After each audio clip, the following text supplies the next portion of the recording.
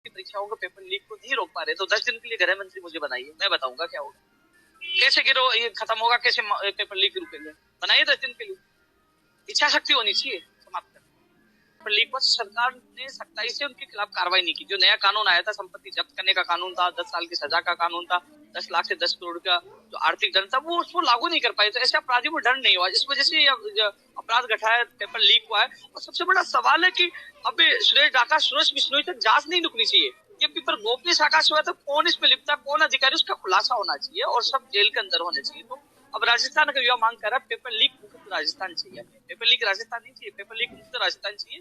जिसके लिए कल हम बड़ी संख्या में आंदोलन करें। सांकेतिक प्रदर्शन है, सरकार फिर भी नहीं जागती है तो फिर 9 फरवरी से पूरे राजस्थान में यात्रा का हम 200 विधानसभा क्षेत्र में यात्रा निकाल रहे हैं। फिर 2023 को लेकर आतंक की लड़ाई लड़ेंगे। लेकिन हम ये चाहते हैं कि राजस्थान का युवा बेरोजगार कब तक पिसता रहेगा। 1 नहीं, 2 नहीं, 3 नहीं, 10 भर्ती परीक्षाओं के पेपर लीक होकर रद्द हो चुके हैं। तो ऐसे में राजस्थान के युवा बेरोजगार अवसाद में, दुखी है, परेशान है। और जो कह रहे हैं जो कर्मचारी लिप्त पाए गए उनको निलंबित कर देंगे, अरे क्या निलंबित कर देंगे? उनको बर्खास्त करिए सेवा से। आप निलंबन से क्या होगा, सेवा से बर्खास्त करिए। तो सरकार को सख्त एक्शन लेना चाहिए। मैं मुख्यमंत्री जी से अपील कर रहा हूँ कि अब समय आ गया पेपर माफिया को खत्म करने का, उनका खात्मा करने का। एक्शन लीजिए, हम आपके साथ हैं। और जो बस पकड़ी गई उसकी जांच तो करवाइए कि वो 3 दिन से जो आ रही थी, कहाँ कहाँ पेपर दिया, कौन कौन लिप्त है। आप पेपर रद्द तो नहीं कर रहे, लेकिन कम से कम जिनके पास गया है उनको तो पकड़िए, उनको तो जेल में डालिए, उनको दीवार तो करिए, उनको तो रोकिए, जिससे योग्य अभ्यर्थी को तो न्याय मिले। लेकिन यदि एसओजी नाकामयाब हो रही है तो सीबीआई को जांच दे दीजिए। तो तमाम मांगों को लेकर कल एक बार फिर हल्ला बोल रहा, फिर सरकार नहीं सुनती है तो फिर 2023 की तैयारी में तो आप ये मानते हो कि बाकी पेपर भी आउट हुए होंगे क्योंकि बस जो है लगातार 3 दिन से घूम रही है? क्योंकि मीडिया लगातार ऑपरेशन कर रही है, मीडिया लगातार बता रही है कि वो टोल टैक्स से वो निकली है, बस से निकली है, उसमें फुटेज भी मिले हैं। तो मैं तो ये कहना चाहूंगा कि मैं मुख्यमंत्री जी से अपील कर रहा हूँ कि कई बार क्या होता है कि उनको लगता है कि सरकार को कि हाँ उन पेपरों को रद्द करके सरकार का माहौल बिगड़ जाएगा, बदनामी हो जाएगी। बदनामी तो हो चुकी है। अब उनको लगता है कि जांच करवाए, लीक हुआ तो रद्द करिए, तुरंत एक्शन लीजिए। जितना विद्यार्थियों को नुकसान होना था हो चुका, एक्शन इतना बड़ा लीजिए कि अपराधियों में डर हो और उनको इतना उनकी संपत्ति जब्त करे, बुलडोजर चलाए और रासुका लगाकर जेल में डाल लिए, जिससे वो 12 महीने तक नहीं आए। अभी तक जो कानून जो लागू हुआ है, आपने लगातार आंदोलन किया, उसके बाद में नया कानून लागू हुआ है, तो आप मानते हो कि उस कानून का कोई डर देखने को नहीं मिला जो पेपर माफिया है या अभ्यर्थी जुल्म? उस कानून के बाद चौथी भर्ती परीक्षा जिसका पेपर लीक हुआ, जागृति स्कूल की आज तक मान्यता रद्द नहीं। जो जागृति स्कूल कांग्रेस के बड़े नेता की स्कूल बताई जा रही है, जिसमें एसओजी के द्वारा मुकदमा दर्ज है।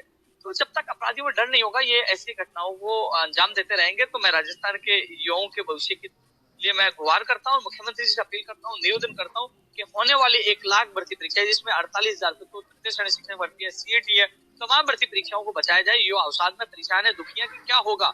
तो यही है, इसीलिए उन भविष्य को बचाने के लिए रासुका कानून लागू करवाने के लिए और तमाम जांच निष्पक्ष और जो अपराधी को जेल में डलवाने के लिए हम कल बड़े आंदोलन का आगाज कर रहे हैं। बीजेपी ने इतना तो कहा है कि रासुका लगाएंगे, तो आपको लगता है कि लग जाएगा या फिर उसके लिए कोई अलग धाराएं प्रावधान में बदलाव करना पड़ेगा? तो लगाते तो फिर हम सड़कों पे क्यों उतरते?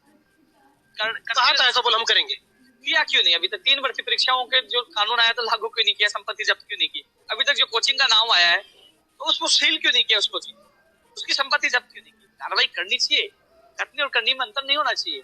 आज ये कार्रवाई करती तो हमें सड़कों पर उतरने की आवश्यकता थोड़ी पड़ती।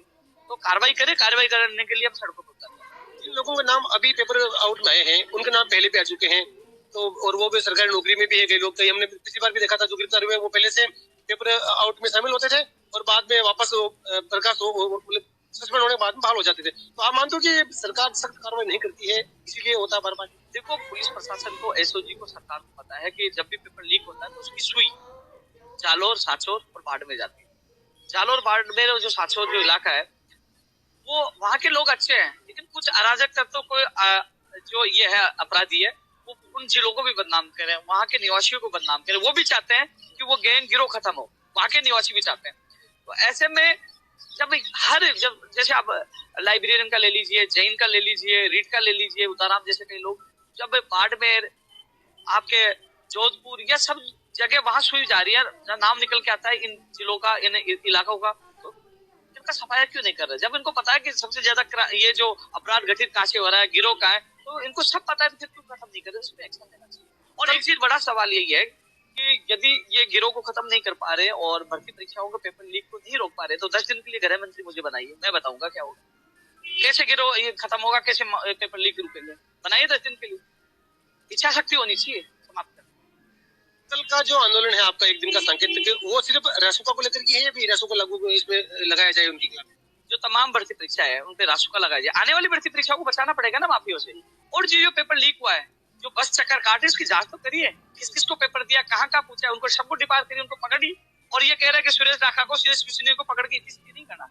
आप ये बताइए कि वो उसका मेन अक्यूज कौन है, कौन अपराधी है, कौन निकाल के देने वाला, पेपर कहाँ से लीक हुआ है? मेन आदमी तो रीट के बार नहीं आया अभी तक। तो यही तो मांग है। आप एसओजी नहीं कर पाते, सीबीआई को दीजिए। तो ये तमाम मांग है 10 सूत्रीय, मैंने सुझाव भी सरकार को